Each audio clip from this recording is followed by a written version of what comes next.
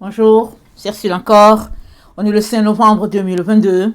Alors, je viens sur la tempête une seconde fois aujourd'hui et je viens proclamer le retour de notre Seigneur Jésus-Christ. Amen. Soyons tous bénis, soyons remplis de sa joie, soyons en tout cas zélés. Amen. Que son nom soit béni. Alléluia. Alors, le tabernacle de Dieu est avec les hommes. Amen. Alors, je vous ai promis un message, mais le Seigneur me met à cœur d'apporter celui-ci d'abord. Et l'autre message que je vous ai promis, dans la vidéo de ce matin, alors je l'apporte en troisième. Amen. Alors, ce message-ci, le tabernacle de Dieu avec les hommes, est intermédiaire. C'est important que tu saisisses certaines choses. Amen. Bénissons le Seigneur qui nous donne de comprendre. Amen, ce qu'il a pour nous. Alors, Zacharie 2, le verset 8, ça dit ceci. Car ainsi parle l'Éternel des armées. Après cela viendra la gloire. Il m'a envoyé vers les nations qui vous ont dépouillés. Car celui qui vous touche, touche la prunelle de son œil. Voici, je lève ma main contre elles, et elles seront la proie de ceux qui leur étaient asservis. Et vous saurez que l'Éternel des armées m'a envoyé. Pousse des cris d'allégresse et réjouis-toi, fille de Sion. Car voici, je viens et j'habiterai au milieu de toi, dit l'Éternel. Beaucoup de nations s'attacheront à l'Éternel en ce jour-là et deviendront mon peuple. J'habiterai au milieu de toi, et tu sauras que l'Éternel des armées m'a envoyé vers toi. L'Éternel possédera Juda comme sa part dans la terre sainte. Et il choisira encore Jérusalem. Que toute chair fasse silence devant l'Éternel, car il s'est réveillé de sa demeure sainte. Alléluia. Regardons Apocalypse 21, le verset 3. Apocalypse 21, le verset 3. Ça dit, et j'entendis du trône une forte voix qui disait, voici le tabernacle de Dieu avec les hommes. Il habitera avec eux, et ils seront son peuple, et Dieu lui-même sera avec eux. Et il essuiera toute larme de leurs yeux, et la mort ne sera plus, et il n'y aura plus ni deuil, ni cri, ni douleur, car les premières choses ont disparu. Et celui qui était assis sur le trône dit, voici je fais toutes choses nouvelles. Et il dit, écris, car ces paroles sont certaines et véritables. Et il me dit, c'est fait. Je suis l'alpha et l'oméga, le commencement et la fin. Et à celui qui a soif, alléluia, je donnerai de la source d'eau de la vie gratuitement. Amen et alléluia. Est-ce qu'il a donné? Oui, il nous a donné la source de vie. Il nous a donné la source d'eau pure. Il nous l'a donnée. Depuis le mois de juillet ou le mois d'août, on a en main la véritable doctrine de notre Seigneur Jésus. On l'a. Et c'est source de vie. Amen. Pourquoi est-ce que ça injecte la vie? Ce que Jésus-Christ a donné. Pourquoi? Allons-y, regardez Éphésiens 2. Éphésiens 2. Attendez.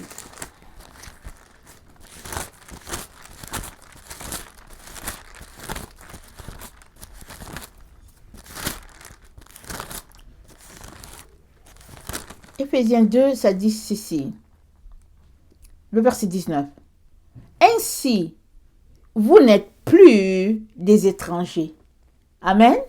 Ni des gens du dehors, mais vous êtes concitoyens des saints, gens de la maison de Dieu. Alléluia. Vous avez été édifiés sur le fondement des apôtres et des prophètes, Jésus-Christ lui-même étant la pierre angulaire. En lui, tout l'édifice, bien coordonné, s'élève pour être un temple saint dans le Seigneur. En lui, vous êtes aussi édifiés pour être une habitation de Dieu en esprit. Amen. L'habitation de Dieu, une habitation, c'est quoi? C'est le tabernacle. Toi et moi sommes édifiés pour être le tabernacle de Dieu. Et Dieu dit, je relis ce qu'on vient de lire, Apocalypse 21. Et Dieu dit, voici le tabernacle de Dieu est avec les hommes. pardon, voici le tabernacle de Dieu avec les hommes. Il habitera avec eux et ils seront son peuple et Dieu lui-même sera avec eux.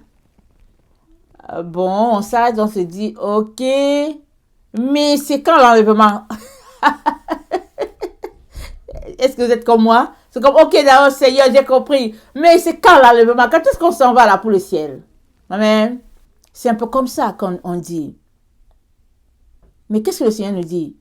Il dit, j'habiterai au milieu d'eux. Vous savez, souvent je lisais ce texte ici et je me disais, Seigneur, mais comment réconcilier ça avec le départ? Comment réconcilier? N'oublions pas, si tu retournes à certaines vidéos, surtout ceux du mois de... Attendez, on est au mois de novembre. Si tu retournes aux vidéos sur mon site, surtout ceux du mois d'octobre, là, il est question de comment Dieu nous a marqués. Nous avons été marqués du sceau divin. J'en ai parlé d'ailleurs aujourd'hui. Amen. Et Dieu nous dit que non, c'est lui qui vient habiter au milieu de nous. Alors on s'arrête, on se dit, regardez, je l'ai l'enseignement à mes enfants il y a 3 jours. Il y a mon fils qui a dit, what? Maman, qu'est-ce que tu dis? Dieu, il arrive sur la terre. Il dit, non, moi je ne veux pas être au ciel. Non, c'est ça. Alors, Dieu nous dit, il habitera au milieu de nous. Alors, qu'est-ce qu'il a fait? Qu'est-ce qui se passe? On a reçu un enseignement, tous, que voilà comment les choses vont se passer. Amen. Et Dieu dit, attendez, je n'ai pas encore dit mon dernier mot. Je n'ai pas dit mon dernier mot. Il dit, je viens habiter au milieu de toi, fille de Sion. Amen. Descendante d'Abraham, je viens habiter au milieu de toi. Et qui est Sion? Sion, c'est tous les enfants de l'Éternel qui ont décidé de retourner à la maison. Mettre en pratique les règles de notre Dieu, les préceptes appris, enseignés, ils ont décidé, ils ont dit, ça suffit. La balade à Babylone, c'est bon. Le culte ou bien l'adoration de Dieu selon les Romains et tout, Seigneur, c'est bon. Nous, on veut la vérité et puis c'est ça. Et Dieu dit qu'il habitera au milieu de nous, il sera notre Dieu et puis nous serons son peuple. Alors, il dit, le verset 9, attendez, je suis dans Zacharie 2, le verset 9, il dit, voici, je lève ma main contre elles, avec elles, c'est-à-dire les nations, et elles seront la proie de ceux qui les étaient asservis. Amen. Et vous saurez que l'Éternel des armées m'a envoyé. Amen. Alors, il lève la main.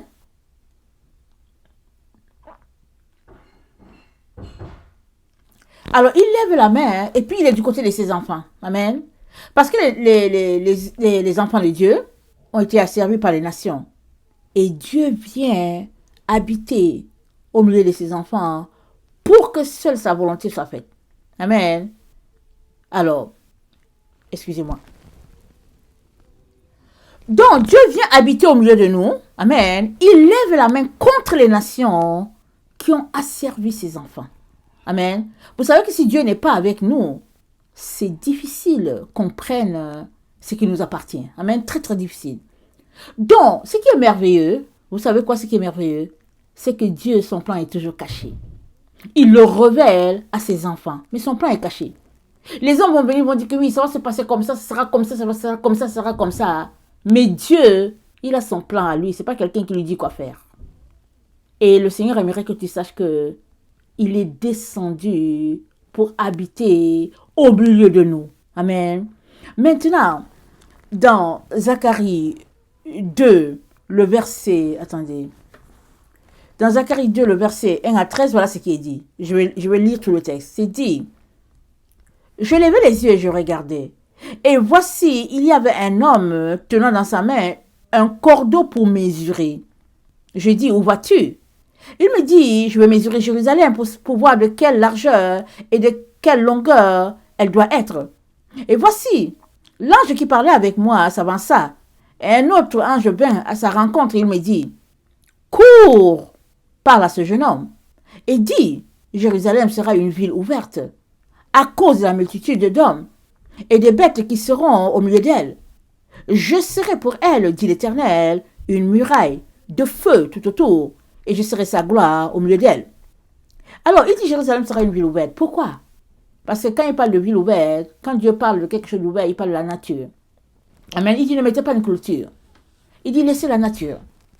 Parce que vous savez, dans notre temps, la nature a été vraiment endommagée, pas à peu près.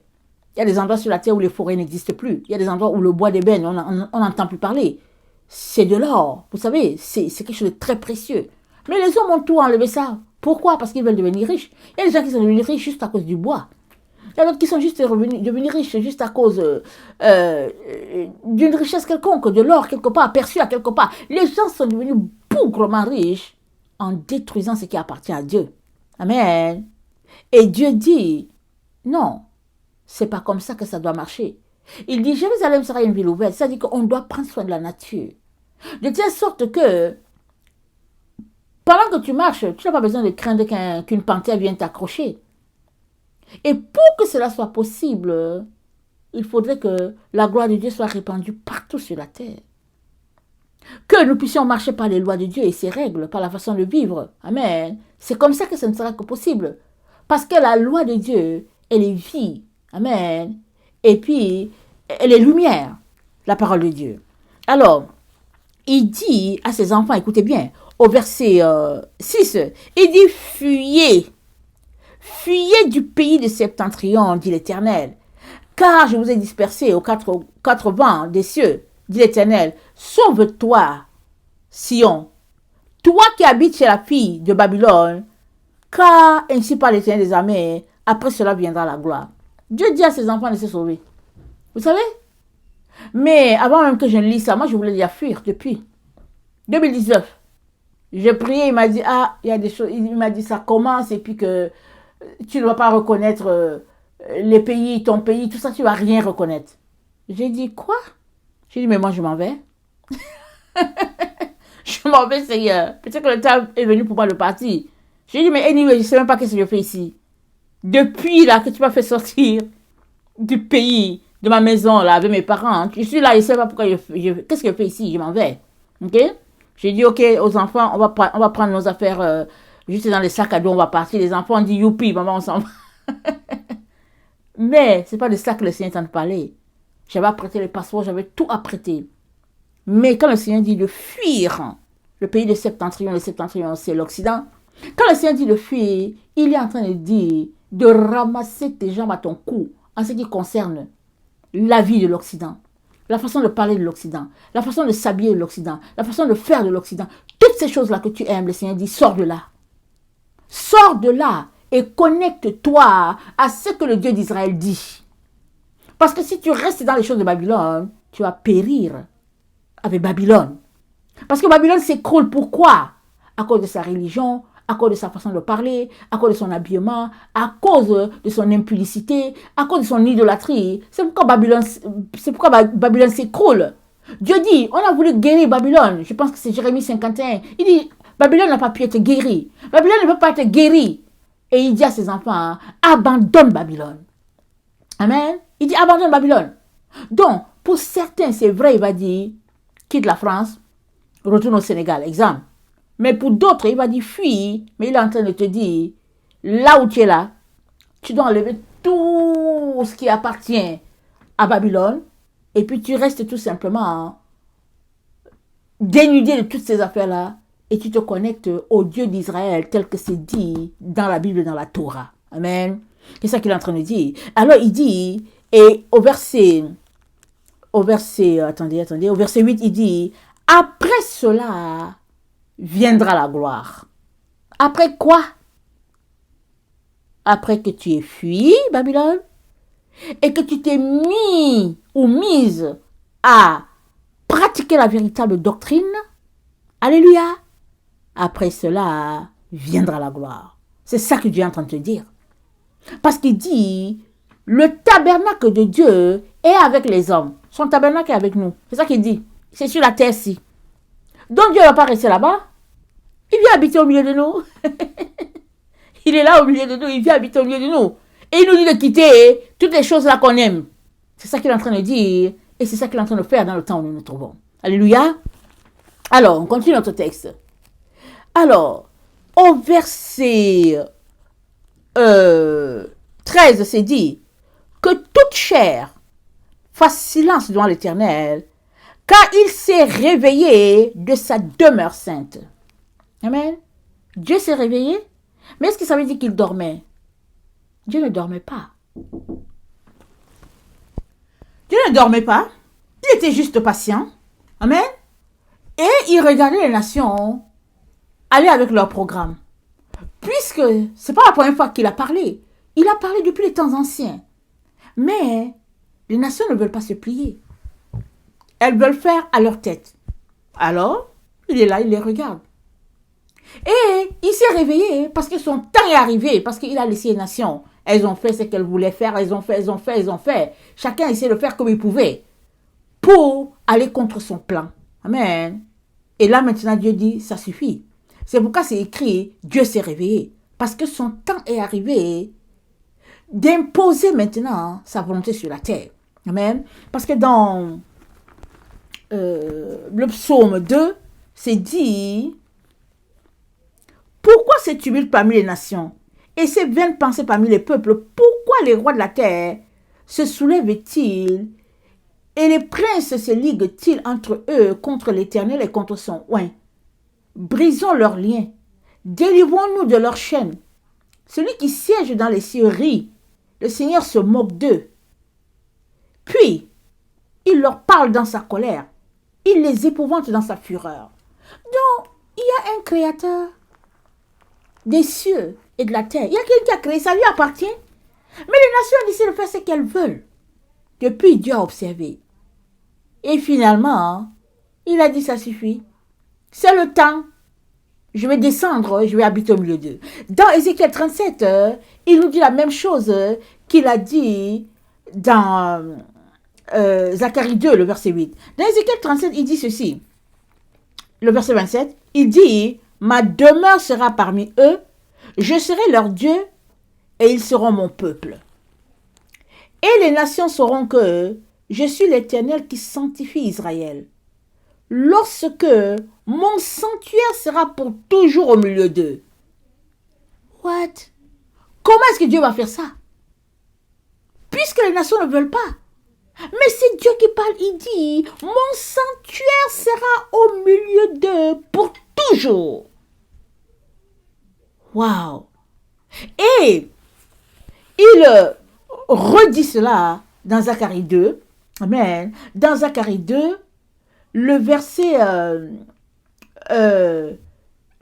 attendez, je pense que c'est peut-être le verset 12. On va regarder ça. Zacharie 2, verset 12. C'est Zacharie 14, le verset 14. Il dit, c'est Zacharie 14, le verset 16. Il dit, tous ceux qui resteront de toutes les nations venus contre Jérusalem monteront chaque année pour se prosterner devant le roi, l'Éternel des armées, et pour célébrer la fête des tabernacles. Et il y aura des familles de la terre et s'il y a des familles de la terre qui ne montent pas à Jérusalem pour se prosterner devant le roi, l'Éternel des armées, la pluie ne tombera pas sur elles. Wow! Donc, Dieu est tout simplement en train de se préparer là pour que les choses marchent sur la terre comme lui, l'Éternel des armées, l'a décidé. Voilà pourquoi c'est dit, Dieu s'est réveillé. Amen. Ce n'est pas parce qu'il dormait. Dieu ne dort pas. Dieu s'est réveillé. Amen. Continuons notre lecture. Zacharie 2, le verset 10. Il dit, pousse des cris d'allégresse et réjouis-toi, fille de Sion. Car voici je viens et j'habiterai au milieu de toi, dit l'Éternel. Beaucoup de nations s'attacheront à l'Éternel en ce jour-là et deviendront mon peuple. J'habiterai au milieu de toi et tu sauras que l'Éternel des armées m'a envoyé vers toi. Donc Dieu vient habiter au milieu de nous à cause de son grand amour pour l'être humain. Il dit beaucoup de nations seront son peuple à lui. Alléluia. C'est tout ce qu'il veut. Il aime notre Père. Il aime les enfants. Amen. Il aime les enfants. Alors il dit j'habiterai au milieu d'eux. J'habiterai au milieu de la fille de Sion, j'habiterai là. Et il dit, beaucoup de nations seront son peuple. C'est le grand évangéliste de tous les temps, notre Dieu. Amen. Il fait tout cela parce qu'il veut nous racheter. Parce qu'il ne veut pas nous laisser périr. Amen. Dans les flammes. Et voilà sa stratégie. Amen. Au lieu de prendre ceux qui sont corrects, comme on dit, et puis de les emporter, et puis de laisser les autres entre eux, il dit non, non, non. Il dit j'arrive là-bas. J'arrive là-bas, je vais m'installer au milieu d'eux et je vais voir ça, comment ils vont faire pour ne pas se sanctifier. Amen. Voilà pourquoi dans Zacharie 2 c'est dit, après cela viendra la gloire. La gloire c'est quoi? C'est la présence de Dieu, la présence manifeste de Dieu, la présence étanche de Dieu. C'est-à-dire qu'on regarde, on sait que ici là, c'est lourd, c'est la pesanteur. On voit Dieu partout, on le touche partout. La Bible dit quoi? Que la terre sera remplie de la connaissance de la gloire de Dieu, comme l'eau couvre le fond de la mer. C'est-à-dire que partout, ça sera la gloire de Dieu, répandue partout. Et avant que cela arrive, Dieu nous donne son eau. Amen. Voilà pourquoi il dit, l'eau coule du trône. Nous sommes tous invités à aller boire cette eau-là. Et ça renvoie à la parole de Jésus quand il avait parlé à la femme samaritaine. Il a dit, hey, si tu savais celui qui te demande de l'eau là, l'eau du puits là, mais tu lui aurais demandé toi-même de l'eau, et il t'aurait donné la véritable eau. Parce que l'eau véritable, ce n'est pas ce qu'on boit là, qui étanche notre soif pour quelques heures. L'eau véritable, amen, c'est la parole pure de Dieu. Celle qui nous donne la vie éternelle. Celle par qui on est changé, on est transformé à la gloire de Dieu. Et Dieu parle de cette eau-là, cette eau pure-là, qu'il veut donner à toutes les nations. Amen. C'est pourquoi il vient habiter au milieu de nous. Amen. Et dans le temps où nous sommes, voilà pourquoi il nous dit de nous dépouiller de tout ce qui est sale. De nous dépouiller de nos ordures. Parce que, vous savez, Dieu est saint. Et la Bible dit quoi? La Bible dit, recherchez la paix et la sainteté sans laquelle nul ne verra Dieu. Ok? Alors Dieu est saint. Il est pur. Et il nous dit qu'il va venir habiter au milieu de nous. Alors, ça veut dire, pour toi et moi, ça veut dire qu'on a besoin de se purifier. On a besoin de se sanctifier. Pour que ce Dieu-là puisse descendre, habiter au milieu de nous. Il est saint. Il est pur. Alors, on ne peut pas rester dans la saleté et dire, ok, c'est pas grave, comme il vient, c'est pas grave, il va nous trouver. Non, non, non. Parce qu'il vient et puis il fait quoi? Tout ce qui est sale, il va nettoyer. À partir du moment où il descend quelque part, cet endroit devient son sanctuaire. Vrai ou faux? C'est ça, n'est-ce pas? Alors nous sommes appelés à nous purifier, à nous sanctifier et puis à être conformes, amen, à ce que Dieu attend de nous. Et la partie que je voulais apporter, amen, avant de clore, c'est le fait que Luc nous dit, le royaume de Dieu ne vient pas de la manière que nous les hommes, on veut ou bien on attend. Ok? Les gens ont parlé de l'enlèvement et puis ils nous ont enseigné sur l'enlèvement, ceux qui sont passés avant nous, comment on appelle ça là, les commentaires bibliques et tout ça. Et ça a créé beaucoup de confusion, n'est-ce pas? Et on est là, on ne sait pas comment ça s'est passé. Tantôt, j'ai lu, j'ai dit, pas tantôt. Il y a le moment où j'enseigne, j'ai dit, ok, on sera enlevé, on va partir. Et le moment où j'enseigne, j'ai dit, oh non, non, on sera ici. Donc finalement, toutes ces confusions, on est là-dedans. Et le Seigneur vient aujourd'hui apporter une clarté, une bonne fois pour toutes. Il dit non, je viens habiter au milieu de vous. Je viens habiter au milieu de vous. Mieux encore, il nous dit, l'arbre de vie est déjà là. Amen. Il avait été caché à la vue des hommes parce qu'on était dans des péchés immenses. Ça avait été caché. Alors les hommes ont envoyé leur doctrine, leur théorie. Ils ont dit voilà qu'il faut faire ceci, il faut faire comme ci, il faut faire ceci, il faut faire cela. Les gens ont fait, ils ont fait. Jusqu'à finalement Dieu dit ok. Dieu s'est réveillé. Qu'est-ce que ça veut dire? Depuis des siècles, vous envoyez des théories, vous savez, vous envoyez des manières de faire. Faisons comme ci, enlevons cela, faisons sauter ceci. Oui, écartons tel prophète. Faisons cela. Dieu dit ok. Les hommes ont fait, ils ont fait. Jusqu'à, ils ont dit bon voilà, on va partir, on va laisser la terre à tous ceux-là qui n'obéissent pas à Dieu. Mais la terre, Dieu l'a créée pour qui? Il l'a créée pour ses enfants. Il l'a créée pour toi et moi. Il a créé pour toi et moi. Alors, est-ce qu'on va laisser notre bien? La terre, c'est notre bien. Amen. C'est notre bien. C'est les ennemis de Dieu qui ont détruit la terre. Pas ses enfants. Et puis, quand on regarde le mariage à Israël, dans la culture israélite, Dieu, amen, le Aleph, il vient épouser le Tav. Amen. C'est ça, c'est Aleph Tav.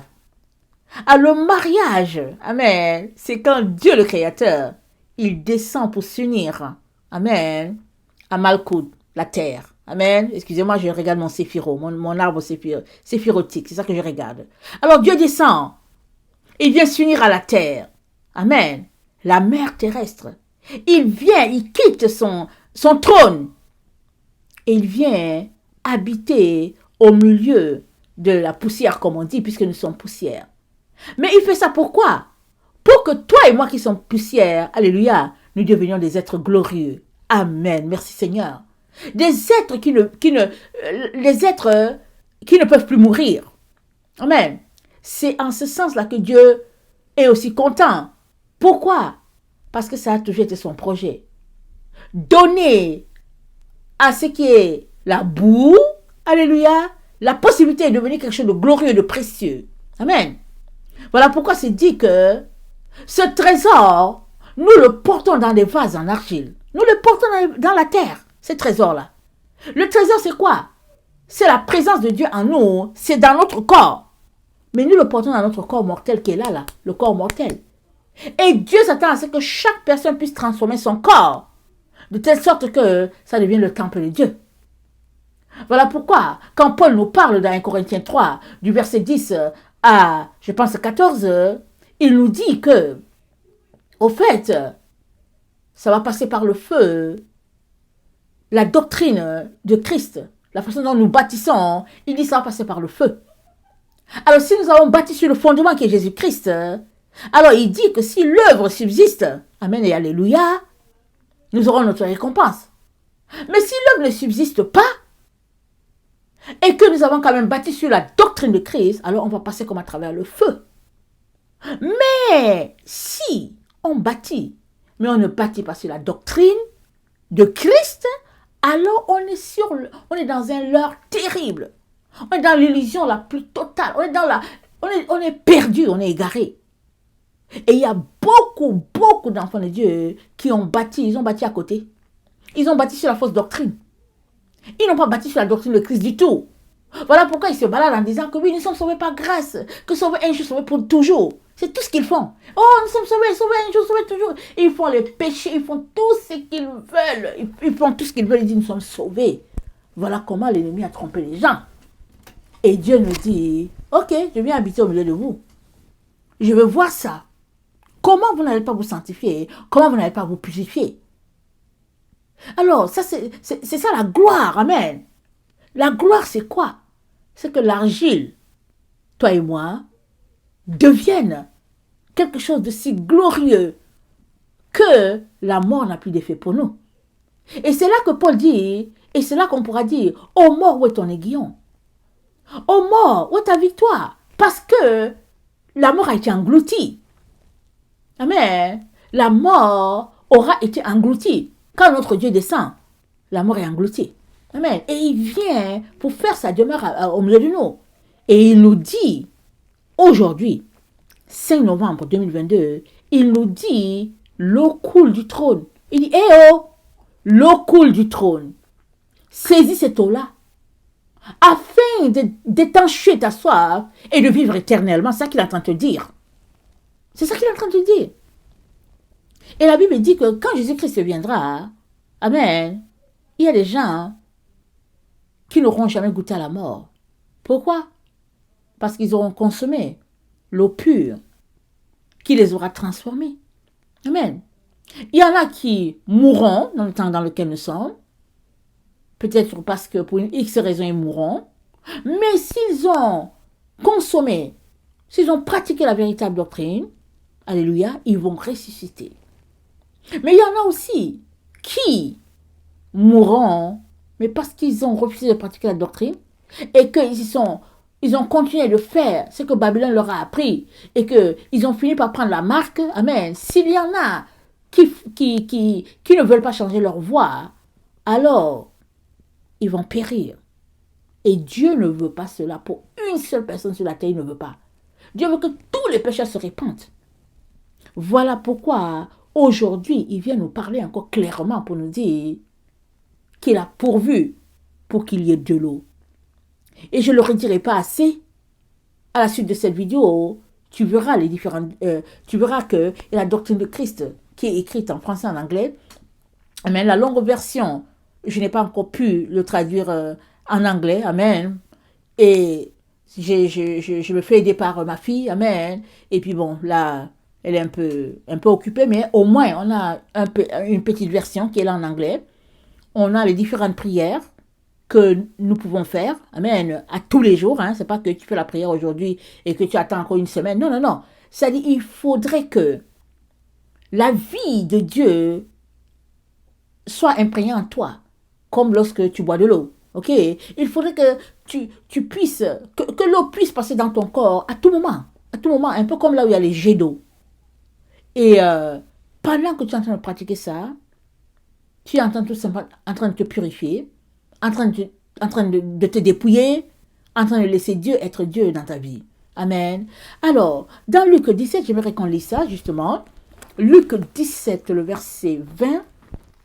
Voilà ce que l'apôtre là nous dit. Luc 17, le verset 20. Ça, c'est l'apôtre, ça, c'est Jésus, je ne me rappelle plus. On va regarder. Okay. Luc 17, le verset 20. Alors, c'est Jésus. Alors, les pharisiens demandèrent à Jésus, quand viendrait le royaume de Dieu?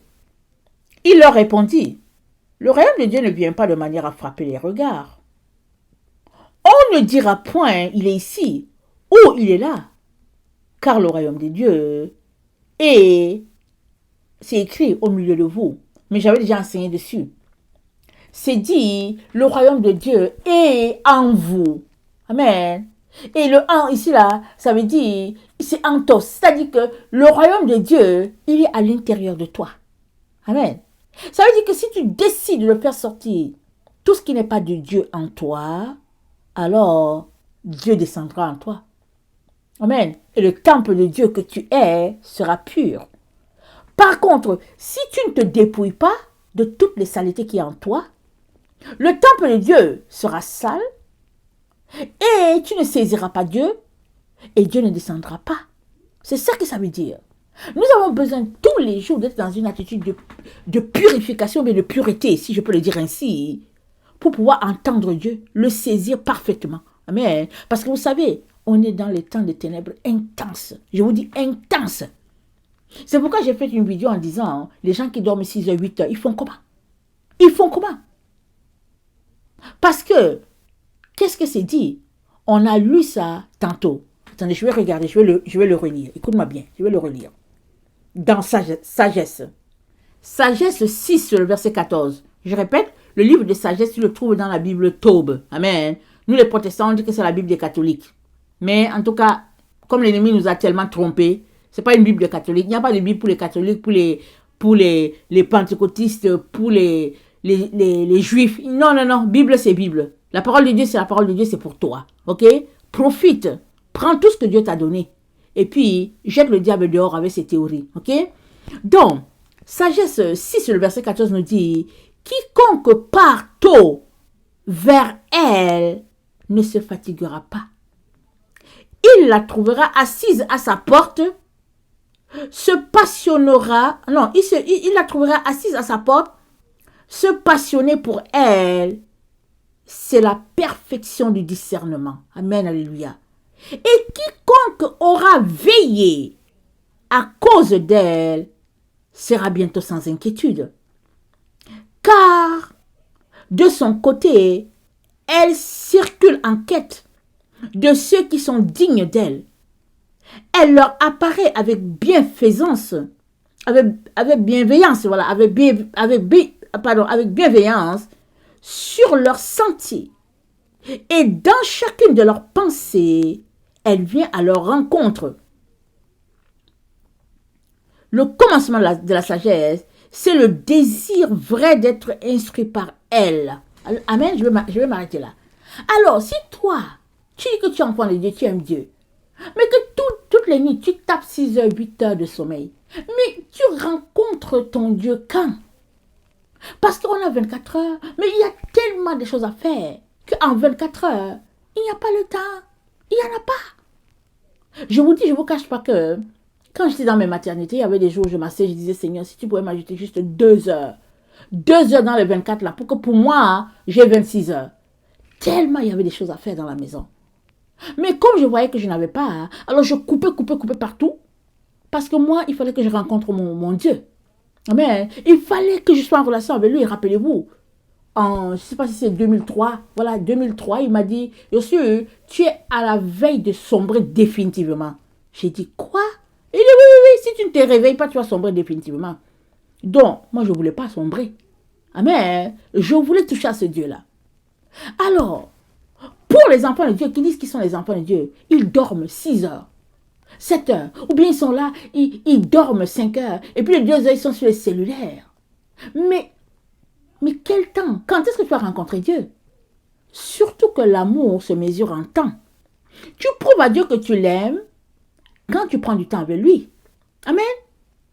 Mais si tu ne prends pas du temps avec lui, et que tu dors 6 heures, 8 heures, et puis tu dis que le médecin a dit qu'on a besoin de 8 heures de sommeil, mais quel est le jour où tu vas le rencontrer? Et puis quand tu vas le rencontrer, quand est-ce? Parce que le temps où tu te réveilleras pour dire que je rencontre Dieu, il sera établi sur la terre. Et tu sais quoi? Mais tu seras coupé de la terre. Parce que Dieu descend sur la terre, est-ce qu'il va laisser les gens qui sont sales? Non. Quand Dieu va descendre là, pour habiter au milieu de nous là, amen. Et il dit que c'est ça là, c'est le temps dans lequel nous sommes. Mais il va nettoyer, non? Il va nettoyer. Resteront juste sur la terre ceux-là qui veulent consommer l'arbre de vie. Amen. Ceux-là qui veulent boire la vraie source d'eau, eux, ils resteront sur la terre. La destruction ne les touchera pas. Mais les autres qui veulent continuer à faire les vilaines choses là, qui veulent aller adorer les choses bizarres, qui sont dans une vie double, et puis qui n'aiment pas se ranger, Dieu va nettoyer. Sur toute la terre, il va nettoyer. Voilà pourquoi il nous dit que son tabernacle est avec nous. Hein? Il nous avait dit que son tabernacle est ici, là, sur la terre. C'est ça qu'il est en train de nous dire. Amen. Alors, je nous conseille de nous réveiller, parce que c'est ça que sagesse dit. Elle dit, se passionner pour la sagesse, c'est chercher le discernement. Et quiconque aura veillé à cause d'elle sera bientôt sans inquiétude. Car de son côté, elle circule en quête de ceux qui sont dignes d'elle. C'est-à-dire la sagesse divine circule, elle cherche. Ils sont où? Qui est-ce que je peux aider? Alors, elle a compassion de ceux-là qui se réveillent. Pour chercher Dieu, elle a compassion. Mais si tu passes à côté de ces choses-là, cela peut te pénaliser. Amen.